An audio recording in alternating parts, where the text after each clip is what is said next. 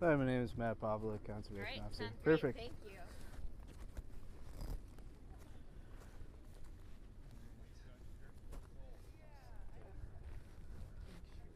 My range is not very good. I'm not sure if it's just not picking up or.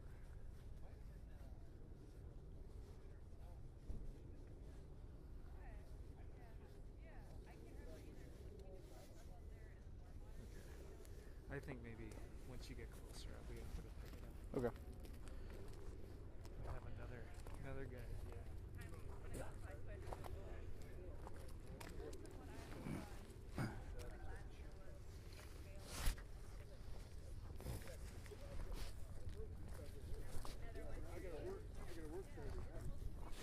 I would love to do that. I said, why don't you find something closer to like Christmas? Going right ahead. I would assume so, but I guess I'm not too sure. You know, these next couple of years.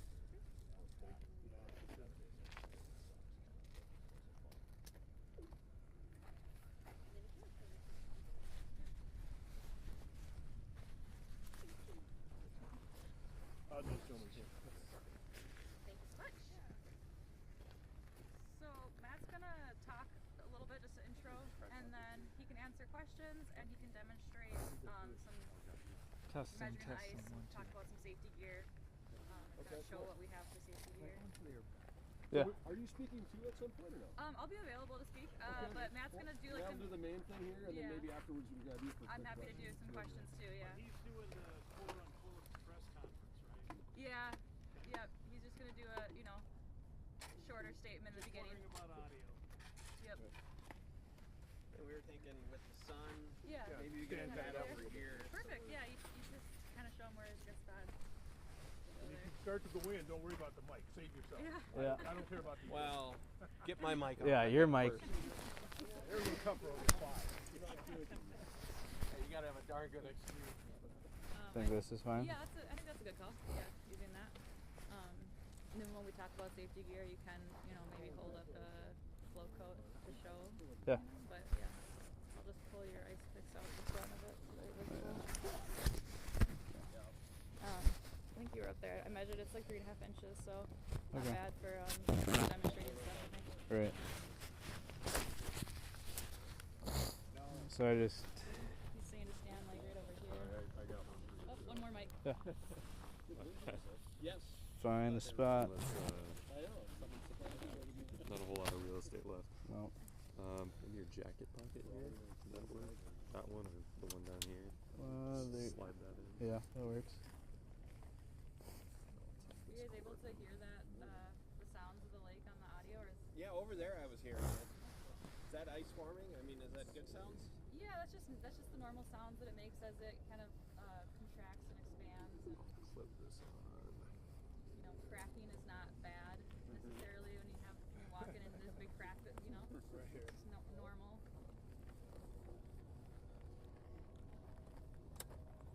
Yeah, that'll be good. Perfect. Thanks. Appreciate it. Yeah. So I think they're staying right about here. Okay. And then I just basically introduce myself over here to talk about. And Yeah, Okay. and hit on the neighborhood, young kids. yeah. Remind people to wait for 4 inches.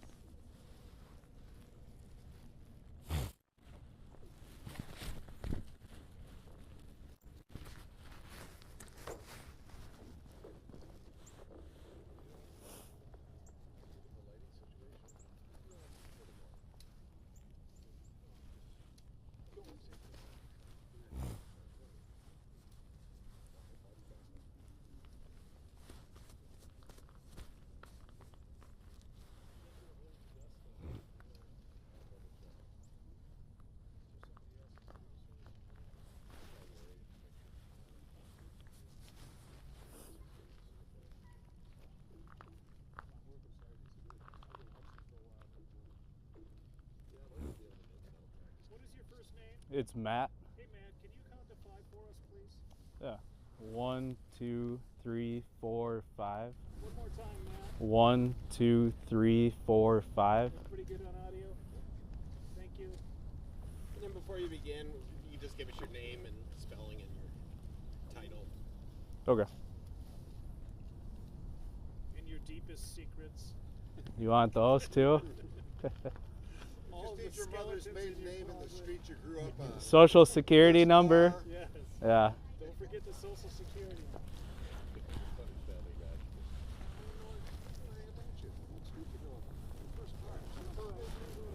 Unless I get set here, I should be fine.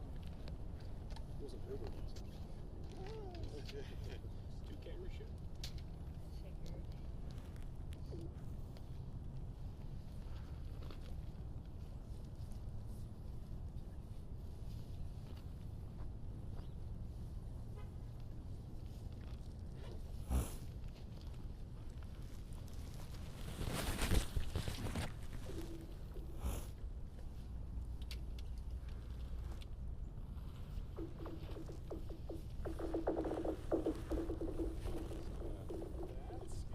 Yeah, let's not talk. Are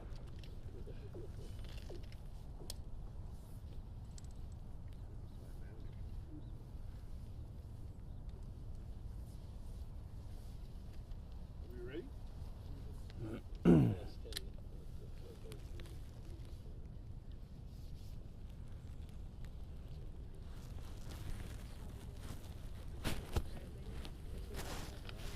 I think everyone gives a thumbs up here. I think we're good. Yeah, we can go whenever you're ready. Okay. Yeah, you just want to say what you mean. Yeah. My name is Conservation Officer Matt Paavola. How do you spell your last name, Matt? It's Paavola. And what's your official title? I'm a state conservation officer. Yeah. Go ahead, Matt. You're ready.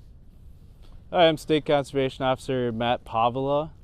I cover the White Bear Lake Station. I want to first thank everybody for being out here today.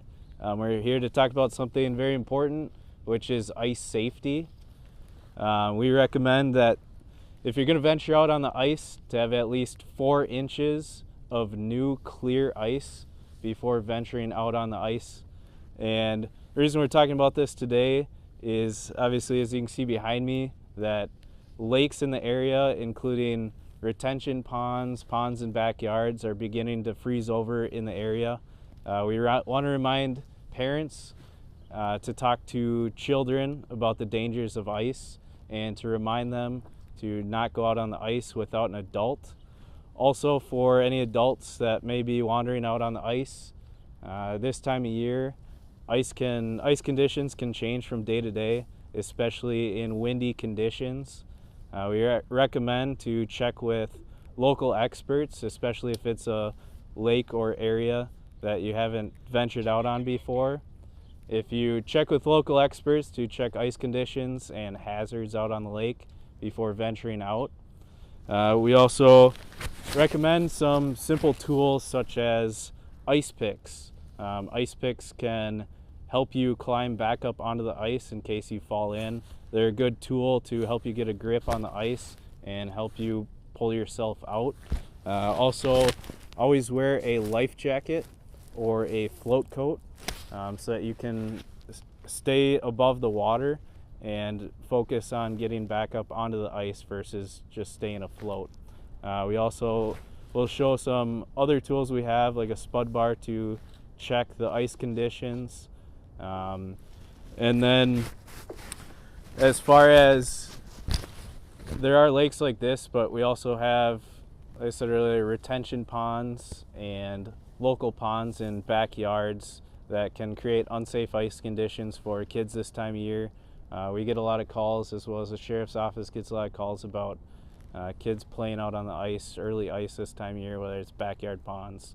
Again, just please remind children it's never safe to go out on the ice without an adult, and ice is never 100% safe. I'd like to open it up to any questions that anyone may have. Can you go over, Matt, just about, like, I mean, talking about how safe it has to be before you can walk on it? How about driving on it? Some of those things coming up. Yeah, so like I said, we recommend at least 4 inches of new clear ice. So you want to make sure to check that the ice is clear. That's going to be the strongest ice. So at least 4 inches just to walk out. And then it's going to be another Another 5 to 7 inches for a snowmobile or small ATV, and 7 to 8 inches for a side-by-side, and then 9 to 10 inches for a small vehicle or SUV. Can you talk a little bit about some of the warning signs for some of the people who, I guess, like to eyeball it a little bit and not measure the ice before they go out?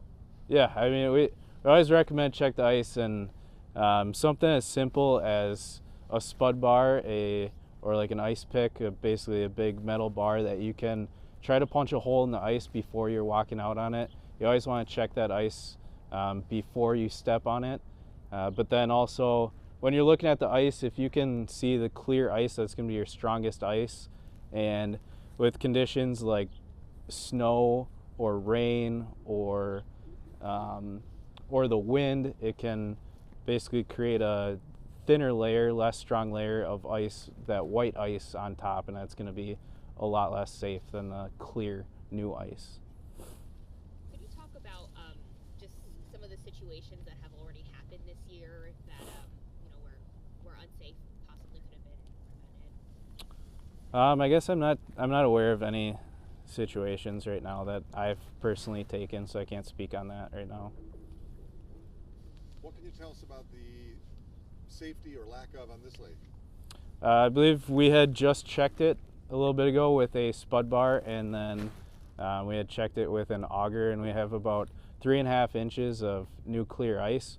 So as you can see, I'm standing right next to shore here with my life jacket on and my ice picks. But like I said, we do recommend at least 4 inches of new clear ice to venture out on foot. How do you know if it's 3.5, 4 inches here and 3.5, 4 inches where they are? That's where we check as you go. If you're going to venture out further, I'd be checking with my spud bar at first to make sure that ice is safe for me to step on, and then I can drill another hole, use a tape measure, and check as I go, because ice conditions can change the farther out you go, or there could be a spring or a small current that runs under the ice, so it's always important to check the ice as you go. How does a lack of snow so far help with ice development? I know it's early winter still, but is that good for forming good ice? Yeah, so Snowfall? without the snow layer on top, snow tends to be a good insulator, so that's generally not the best thing for new ice creation. So definitely without a layer of snow on top, insulating that ice, it can create for better ice conditions this time of year. The ice picks, some of the tools. So tools here, this is just kind of a general pair of ice picks. There's a lot of different brands out there. They sell them at most sporting goods stores, outdoor stores. Basically these ones here, they just have a retractable piece, so if I were to drive them into the ice, there's a little spike that comes out, and that can help me grip onto the ice and pull myself back up onto the ice and out of the water, and eventually crawl myself off to safety. Is there any laws that the people are breaking? Do you enforce, like tell these people here, like get off the ice, or is it kind of on their own and you just kind of? We don't have any laws that would tell them they can't go out on the ice. Again, this is why we hold press conferences like this, to educate the public and remind them of what we recommend to be safe ice to venture out on. Can you talk a little bit about the, I guess maybe challenges that have arisen from the fairly warm weather late into the year, and then this kind of cold snap that we're in that's causing these lakes to freeze over fairly quickly? Yeah, so I think that obviously ice can change from day to day, whether it's warm, windy, rain, etc. And I think sometimes that people might think ice was safe one day, and then some sort of weather event occurs and it might not be safe the next day. So we encourage people to check it every time you go out, versus just because it was the day before, it might not be safe the next day because of those weather events. It's up to the people. I mean, if you see a number of people on the ice, is it smart to go by, oh, well, they're out there, or should we always just watch for ourselves? You should watch for yourselves. People out on the ice, you can't trust that they might have checked themselves. So you should take that responsibility in your own hands and check that ice before you yourself ventures out on it. Could you describe what those folks might be doing out there, the precautions that you hope that they have taken? Yeah, looks like they're getting out on the first ice to ice fish. I hope that they probably have some ice picks or other safety measures with them, or if they're traveling as a group, at least they have somebody that may be able to call for help. Or I hope that they're checking the ice as they went out to make sure it's safe as well. What are some warning signs people can look for with potentially breaking ice? I guess open water areas that could indicate basically a stream or water that's coming up over on top of the ice. That could mean there's a large crack with an opening that's pushing water on top of the ice. That could be a good indicator of potentially unsafe ice that you're venturing onto. Do you recommend folks, if they see someone in trouble on the ice, do not call authorities?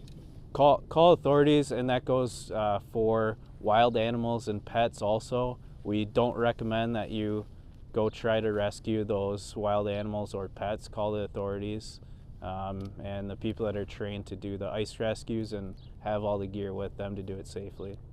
Any advice for people who drive out on the ice? I mean, we have obviously ice roads. It can get several feet thick. You're at the peak of winter. Sometimes they park too close together. Is there any general guidelines of people in their cars? Yeah, I mean, we have recommendations as far as and laws how close you can keep ice shelters together actually. But again, with walking out, driving out, or you're on a snowmobile or ATV, all the same guidelines apply. Check as you go. Even if you're driving, continue to check that ice as you go. Especially when you're in that vehicle, it's a lot heavier than just walking out on foot. When you see the thin ice signs, heed the warnings. Heed the warnings. Be a lot more cautious. The thin ice signs, any signs are there for a reason. I imagine there are lakes that you always know don't freeze, whether they're spring fed or whatever. Some of them are aerated for, conservation purposes. Yep. Do you put signs to let people know? I mean, if you know that this is a lake that could be a little sketchy, are they typically marked? Yeah, so sheriff's office typically marks with thin ice signs, and then as far as aerators go, people can get aeration permits through the state, and then they're required by law to post at the accesses that there is an aerator in place on that lake, and it'll be a big orange sign that says there's an aerator on the lake, warning the public that there's potential for some open water on that lake. What can response times look like when someone does fall through? Like, why is it important that people check before they head out on the ice rather than rely on emergency services to come save? Yeah, and it's a big shock to the body if you do fall through the ice, and so it's always important to check and try to prevent actually falling in the water in the first place. But if you do fall in, tools like even the stuff I have on could potentially save my life or somebody else's life. My life jacket can keep my head above water, and that way I can focus on using my ice picks to pull myself out of the water. And if you're going to carry ice picks, we recommend that you carry them in the same place every time, so in that panic you know exactly where those ice picks are when it comes down to the time you actually need them. Does that break the window too? Sometimes they use a window if you're driving, you have to get up. Is that the same thing? I don't know. I haven't tried that. What do those go for? I can't say. I don't think they're too expensive. Let's say maybe $10 or so, and there's a variety of different styles. There's some that actually they kind of lock in place. These ones don't lock in place, but there are some different styles that will lock in place, and you can just hold them around your neck here. I kind of tuck mine either right in my life jacket here, I always know where they are, or a very accessible pocket, same pocket every time, something you can get to quickly in an emergency situation. Can you spell your last name? It's Paavola.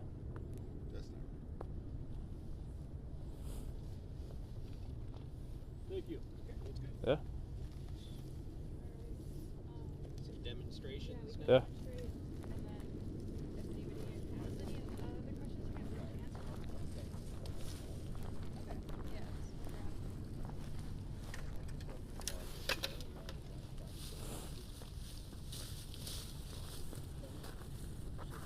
So, what's the best way to demonstrate?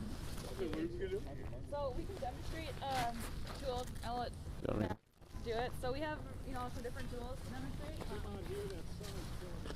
Yeah, are you gonna be playing with them? Because you're not Mike, so. Well, actually, visuals, it'd be great just to see them. That's what I was kind of wondering. Like, so do you guys need him talking as he's doing it, or at this point do you just want him to demonstrate how the tool is used, and then you'll use other It audio? feels natural. If you want to explain what you're doing, go ahead. Okay. Okay. Yeah. Feel free to just come up and grab the other stuff. All right. Yeah, so this is the spud bar I was talking about. It's a heavy metal pole that can be used for checking the thickness of the ice in front of you as you walk.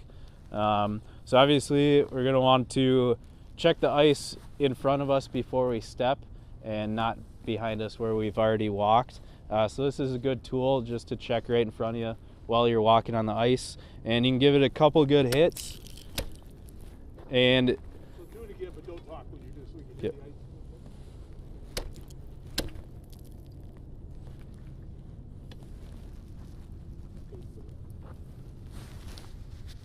I'm sorry, I stopped you. What were you gonna say? Walk ahead and just kind of. yep. You want me to keep talking as I'm doing it, or just walk? I just wanted some of that sound. All right. Now you go ahead. Yeah, so you can check the ice right in front of you as you walk. Every couple steps, do a few checks with the spud bar. This is a pretty heavy piece of equipment, and if the spud bar goes through the ice, you're gonna know that that ice is not gonna be safe to step in front of you. So this is kind of your first line of defense, is just this simple tool as you're walking out on the ice. Another tool I'm gonna grab is a throw bag.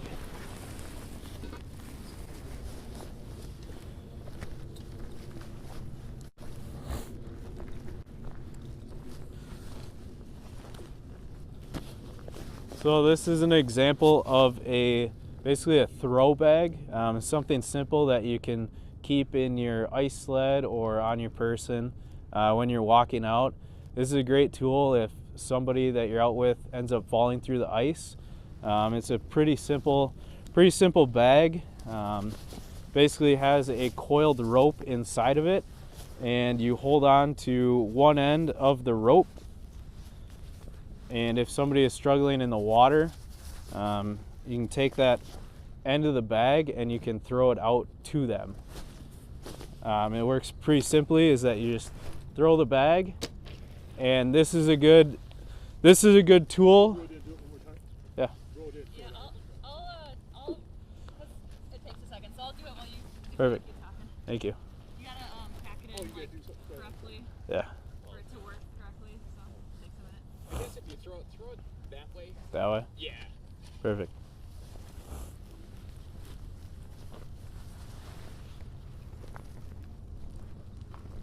Sometimes we do events with kids, and I'll have them, they can practice tossing the throw rope for fun, and then they don't pack it in correctly, and then it doesn't work.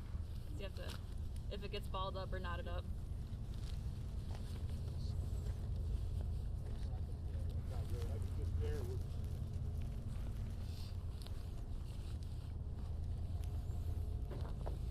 You know what, maybe if you talk a little bit more about it too, mention that each person should have their own is an Yeah. important thing.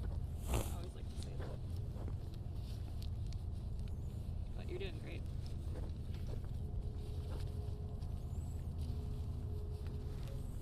All right, that should be perfect. Thank you.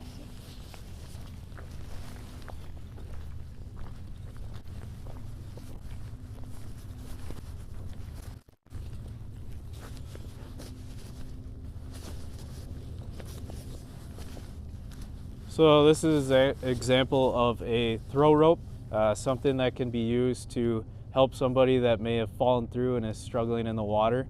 It's recommended that each person would carry one in case the person that's carrying it ends up in the water, then it wouldn't be any use. It's a pretty simple device. Hold the end of the rope in one hand, and if someone is struggling in the water, you can be in a safe location and throw a rope to them that you can use to pull them either back up onto the ice and then pull them across the ice to safety. And then you open the top of the bag and there's a coiled rope inside, and I'm going to toss it out here and show you how it works.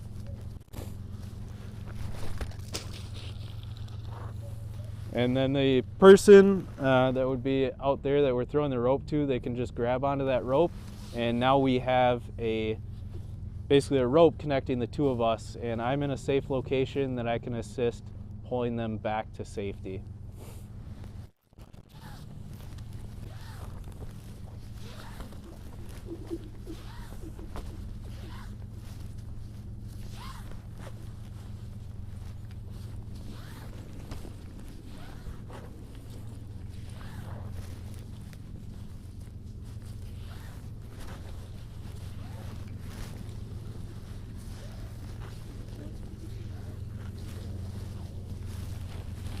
How do you check the ice thickness? So I think, yeah, we'll demonstrate using the auger to check ice thickness and measure measured.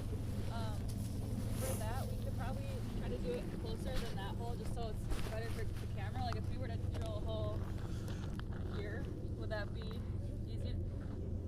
And then for measuring it, I don't know if we want to if you want to come out and get a close up of measuring it, but maybe not all at once, you know.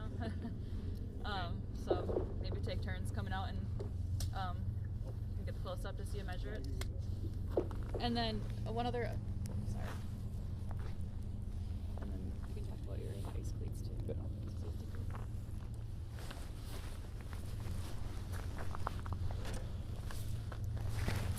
Do you want this in your pocket or you just want to come grab it? Yeah, I can figure it out. Maybe. Are also used for checking the number of times it takes to break through the ice, or? You know, we don't really, so I mean, some people use that, but I mean, it would, if the ice is 4 inches thick, which we recommend, then you shouldn't really be necessarily breaking through it with that. So I guess I don't really try to avoid kind of that idea. Yeah, we don't have a recommended number of hits as far as what exactly safe ice is. But if you're giving that a couple good hits and it's not breaking through, I mean, I guess the idea is if it breaks through with the 1 or 2 good hits, then it's not going to be a safe ice for you to venture out on. Yeah, sometimes, you know, there's conditions that are unexpected on a lake, like it might be 4 or 8 inches thick, and you could just be walking along and there's some kind of current or a gas hole that causes it to be super thin all of a sudden, so that's why this is good just in case, you know.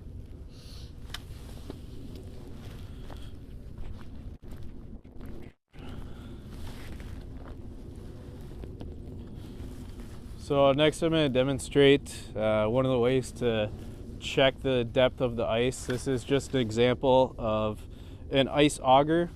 There are many other varieties out there, but I had checked the ice with the spud bar beforehand as I was walking out. Then I'm going to check exactly how thick the ice is in this spot here. So I'm just going to drill a hole, and then I'm going to check the thickness of the ice with a tape measure as well.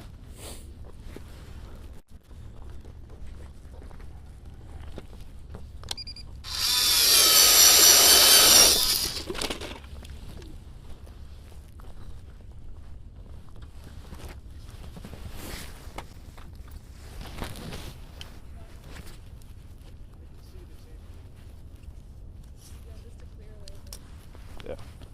Make a point of clearing away. Thank you. Yeah.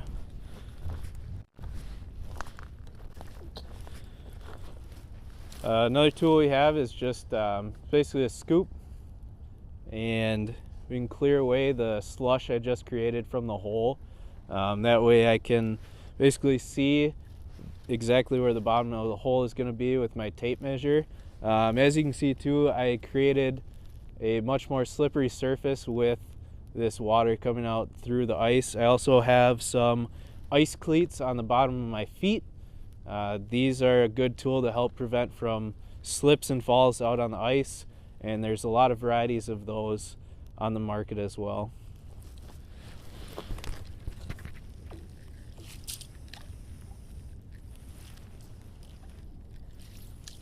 So once I have my hole clear, just take my tape measure, and we're gonna use the bottom lip of the tape measure and put it on the bottom of the hole, and we're gonna measure up to where the ice starts.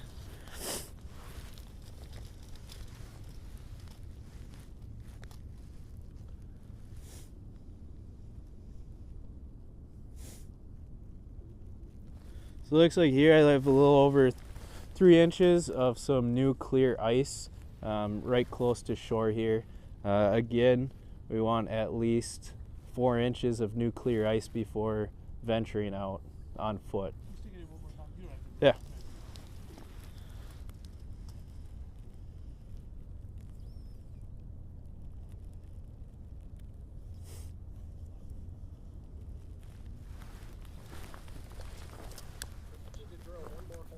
Yeah.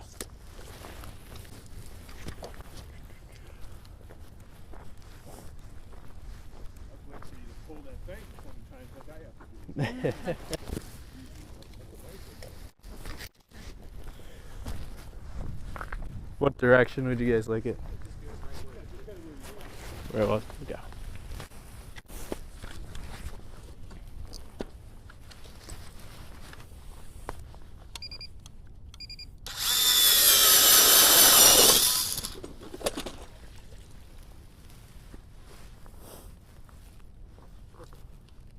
Yeah.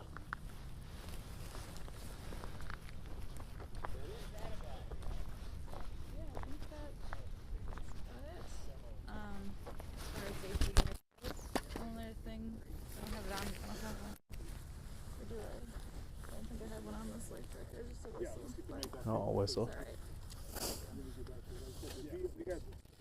so that's pretty much all the safety gear demonstration. If anybody has any other questions, I can switch. Sure. Just ask Yeah. a real quick question. Yeah. Take that officer, thank you. Yeah. Bunch of them on here. David, which one is mine yours? is kind of in his pocket up here, so let's follow it. And I fell on this side. If you don't mind, I'm just gonna. Nope, go ahead. And then, yeah, that actually looks like it's close.